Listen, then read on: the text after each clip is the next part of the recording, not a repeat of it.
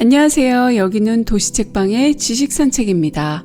오늘은 상징주의에 대해서 이야기하는데요. 상징주의를 근대와 현대의 경계에 있는 사조라고 분석하기도 합니다. 이제는 문학예술 사조가 전대에 일어난 현상에 대한 반대급부로만 나타나는 것이 아니라 이전의 모습과 유사하면서도 조금 다른 변화 발전을 보이기 때문입니다.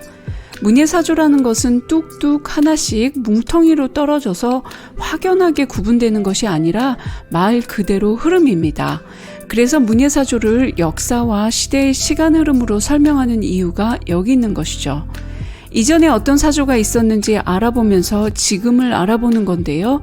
현재를 이해하기 위해 과거의 일을 흩어보는 것과 비슷합니다. 현재는 과거에서 왔으니까요. 제가 이전에도 말씀드렸지만 이렇게 문예사조는 낭만주의 시대의 낭만주의를 이해하기 위해 이전에 어떤 흐름이 있었는지 알아보기 시작했고 그것이 고전주의였고 고전주의와 낭만주의를 비교하다 보니 낭만주의가 더 잘 이해가 된 거죠.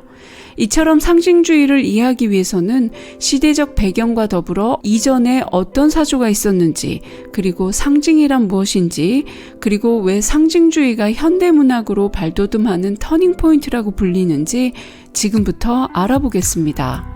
우선 상징이란 무엇일까요? 상징이라는 그 개념을 여러분들은 다 이제 몸소 알고 있고, 그리고 우리가 광고를 보면서도 많이 알 수 있고요. 소설 속에서도 이제 상징이 굉장히 많이 표현되는데요. 아주 간단하게 이 십자가를 예를 들면 십자가 하면 뭐 기독교 또는 희생, 그리고 연꽃 하면 불교와 자비, 초승달 하면 이슬람과 코란이 이렇게 생각이 들고 이렇게 연상작용이 일어나죠. 또 다른 예로는 꽃에는 꽃말이라는 게 있습니다. 예를 들어서 빨간 장미 하면 뭐 사랑과 열정, 정열, 그리고 노랑 장미 하면은 뭐 이렇게 질투, 시기 이런 걸 내포하고요. 그 다음 흰 백합 하면 어떤 순수와 순결한 사랑 또는 변함없는 사랑 이런 것을 뜻해서 왜 장미와 백합이 결혼식에 굉장히 많이 사용되잖아요. 이처럼 상징은 사물과 존재의 겉모양, 겉뜻과 달리 안의 모양 또는 내면, 그 내연의 뜻이 다른 것을 말합니다. 겉만 본다면 이 장미는 빨간색 꽃잎이 여러 장 달린 그냥 그저 꽃일 뿐인데 우리는 거기에 사랑이라는 의미를 부여한 거죠. 십자가는 두 개의 나무 막대기가 서로 90도로 가로질러진 모양인데 우리는 그걸 보고 기독교라고 또는 희생이라고 이렇게 해석을 하죠.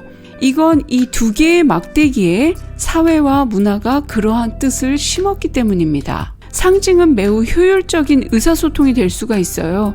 뭐 이게 무엇이다 라고 구구절절 설명하기보다는 그것을 상징하는 무엇인가를 하나 딱 보여주면 아 이거구나 라고 통할 수가 있거든요. 언어도 어떻게 보면 일종의 상징입니다. 한글은 동그라미와 막대기로 우리가 존재하는 모든 세상을 표현할 수 있습니다. 엄마라고 써놓고 이렇게 동그라미 하나와 작대기 12개가 이루어진 기호에 한글을 사용하는 우리 언어 공동체는 나를 낳아주시고 키워주신 양육자라는 이 사회적으로 협의된 의미를 부여했습니다. 그리고 우리는 그렇게 사용하고 있고요. 언어는 사회 구성원 모두가 합의하고 그렇게 사용하는 가장 큰 상징체계입니다. 언어를 제외한 상징은 집단과 사회 문화에 따라 조금씩 달라지는데요. 예를 들어서 숫자 4와 13이 문화권에 따라서 다르게 해석되는 것입니다. 우리나라 병원이나 호텔에는 4층을 영어 F로 적지만 서양권에서는 이 고층 빌딩에 가면 13층이 아예 없거든요. 분명히 13층이 있는데 13층을 14층이라고 표현을 하죠. 상징은 그래서 이렇게 밖으로 보여지는 것과 안으로 뜻하는 것이 서로 다를 때 적용이 됩니다. 안으로 뜻하는 이 내면의 의미는 어느 정도 사회적으로 인정받은 협의의 의미일 때 그 상징의 힘이 생겨납니다. 낭만주의와 이 점이 좀 다른데요. 낭만주의는 지극히 개인적이고 작가 중심의 개성을 강조했다면 사회주의는 사회에서 어느 정도 협의가 된 내면의 의미를 사용합니다. 이러한 상징의 기법이 문학에 나타나면서 상징주의 사조가 나타났고 상징은 시로 많이 표현이 되었는데요. 상징주의가 문학의 운동처럼 나타나서 시인이 이와 함께 수백 배로 늘고 시의 수준도 높아지고 시인들의 사회적 지위도 매우 높아졌다는 기록이 있습니다. 그만큼 시가 많이 출판되고 시를 향유하는 사람도 늘었다는 뜻이겠죠. 현대 들어서는 상징은 소설뿐만 아니라 일상 속, 특히 광고 속에서도 많이 사용됩니다. 상징주의는 사실주의와 자연주의에 크게 반발하면서 나타났는데요. 낭만주의와 비슷한 듯 하면서도 다르게 변형된 모습입니다. 우선 자연주의는 이전 영상에서도 말씀드렸듯이 인간의 눈으로 보이고 확인되는 사실, 그리고 과학적으로 증명되는 논리와 이론에 근거해서 이해되고 받아들여지는 외면의 모습에 집중했습니다. 사물과 존재의 가시적이고 표면적인 사실을 세밀하고 철저하게 표현한 반면 상징주의는 겉으로 보여지는 것이 전부가 아니라 그 뒤에 또는 그 안에 담겨진 의미에 집중하면서 내면의 세계를 추구했습니다. 인간이 겉모습만 있는 게 아니잖아요. 상징주의는 인간이 육체와 생각과 정신세계, 다르게 말하면 영혼을 가진 존재로 인식했습니다. 사실주의가 인간의 감각적인 오감의 세계에 충실했다면 상징주의는 보이지 않는 세계에 집중하면서 신비주의적이고 말로 다 표현되지 않는 애매모호하게 암시하는 세계를 그렸는데요. 상징주의 시를 읽다 보면 알겠으면서도 잘 모르겠는 듯한 그런 어렴풋한 세계로 빠져들게 됩니다. 정확하게 언어로 설명되고 전달되지는 않지만 자유로운 은유와 비유, 그리고 내연의 의미가 다가오고 구체화되지 않은 의미는 여운을 남깁니다. 이러한 성향은 낭만주의와 비슷하면서도 또 다른 결로 다가옵니다. 낭만주의는 현실과 연관이 없는 상상의 세계를 많이 그렸습니다. 현실 도피적인 성향이 많았는데요. 그래서 감상적이고 뜬구름 잡는 그런 허황된 세계를 그려낸다는 비판을 받기도 했습니다. 지금 현실과는 완전히 다른 세계를 꿈꾸죠. 작가의 개성이 담뿍 담긴 그런 세상을 많이 그렸는데요. 작가주의가 시작된 시발점이기도 했습니다. 하지만 상징주의는 눈에 보이지 않는 저 너머의 세상을 탐닉해도 이 현실에 발을 두고 있었습니다.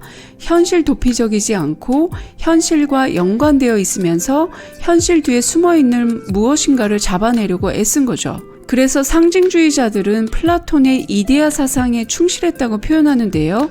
플라톤은 아리스토텔레스의 이론론에 반하는 이원론을 주창했습니다.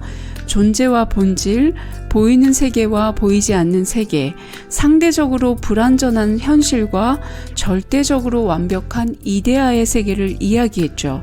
플라톤은 동굴의 그림자를 비유로 들었는데요. 눈에 보이는 것은 빛에 비추어진 그림자이고 그림자를 만들어내는 그 원형, 본질이 있다고 설명했습니다. 이 본질과 그림자는 절대로 분절되거나 떨어질 수 없는 관계죠. 이처럼 상징주의는 현실에 발을 두고 냉철하게 현실을 보면서 동시에 눈에 보이지 않는 생각과 느낌의 관념의 세계를 표현했습니다. 이러한 상징주의가 나오게 된 역사적 배경은 19세기 후반으로 가면서 이 자본주의가 완성되는 단계였는데요. 경제체제가 효율성에 초점이 맞춰졌기 때문에 사회 전반적으로 촘촘하고 빽빽하게 이런 기계적인 관계가 형성이 되었고 여기에 더해 정치-사회적인 불안 요소가 곳곳에 등장했습니다.